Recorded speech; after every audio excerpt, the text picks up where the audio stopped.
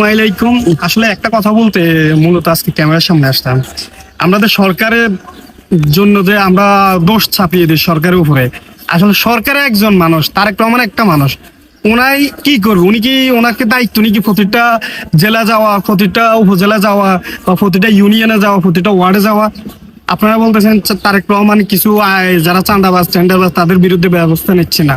আপনারা দেখেন তারেক রহমান যে 5 বছর ক্ষমতা থাকবে, এই 5 বছরে এই বাংলাদেশটাকে কোন জায়গায় নিয়ে যায় আপনারা কখনো কল্পনা করতে পারবেন না।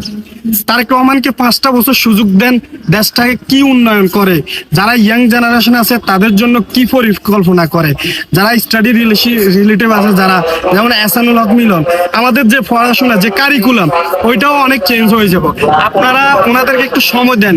ওনারা বসছে দেশে এখনো মাত্র ক্ষমতা 2 থেকে 3 মাস হবে, তার মধ্যে আপনারা বিরোধী দলীয়রা কত কথা বলতেছেন, এই করতেছেন সেই করতেছেন, কিন্তু এখানে আমি কোনো দলের নাম নিচ্ছি না, কিন্তু ওনাদেরকে একটু সময় দেন, ইনশাল্লাহ দেশটা কই যায় বা কোন জায়গায় পৌঁছায়।